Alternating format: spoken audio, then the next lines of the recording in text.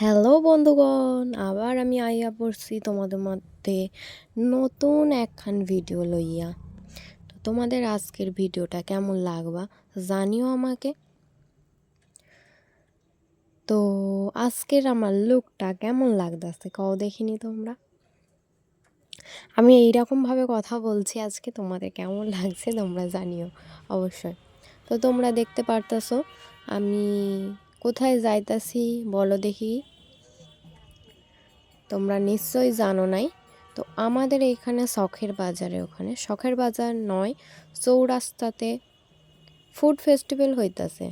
তার কারণে আমি চইলা আইছি, কিন্তু চইলা আইসা দেখা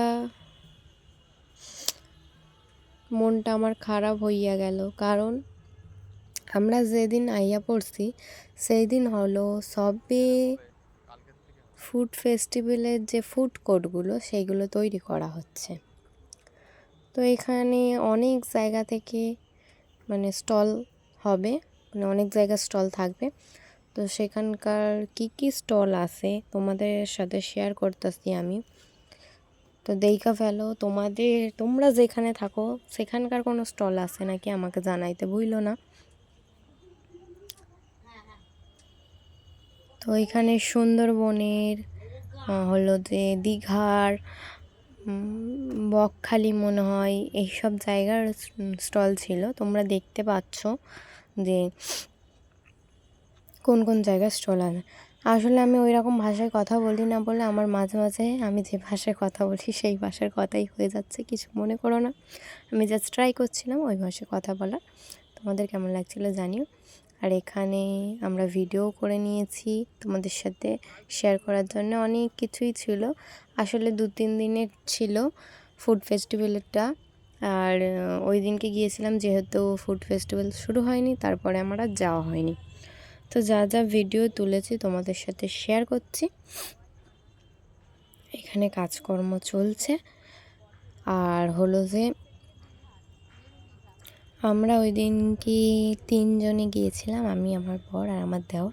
3 জনে গিয়ে মোটামুটি খুবই মজা করেছি। প্রথমে গিয়ে তো খুবই হাসাহাসি করেছি। কারণ হলো যে কারণ হলো যে আমরা গিয়ে দেখি যে স্টলে কিছুই নেই, তার কারণে আমরা একটু হাসাহাসি করেছি। যাই হোক, তোমাদের এই ভিডিওটা কেমন লাগছে অবশ্যই জানাতে ভুলো না। এখানে অনেকগুলো ফুড কোর্ট হয়েছিল আর আরও অনেক কিছু ছিল। যাই হোক, তোমরা তো দেখতেই পাচ্ছ কি কি ছিল না ছিল। তো তোমাদের ভিডিওটা কেমন লাগলো তোমরা জানাতে অবশ্যই ভুলো না কিন্তু। আর এখানে আমাকে কেমন লাগছিল সেটা কিন্তু জানাতে ভুলো না, ওটা জানাতে হইবে তোমাদের। যাই হোক, আর এখানে দেখছো খুব জোর কদমে কাজ চলছে, কারণ একদিনের মধ্যেই ওরা স্টলগুলো লাগাচ্ছিল তাই জন্যে। আর এখানে আমি একটু কথা বলছি যে কী হচ্ছে না হচ্ছে। আর এখানে আমি একটু ঢং করে নিলাম, তোমাদের সাথে শেয়ার করতে হবে তো আমাকে কীরকম লাগছিল না লাগছিল। আর এখানে খিচুড়ি বিতরণ হচ্ছিল, আমরা কিছু খেতে পারিনি তাই ঠাকুরের ভোগ একটু খেয়ে নিলাম। আর একটা এগরোল খেয়েছিলাম। আর ওইখানে এগরোল 20 টাকা করে আমি পেয়েছিলাম। 20 টাকা করে এগরোল, ভাবা যায় এখনের যুগে 20 টাকা। তো আজকের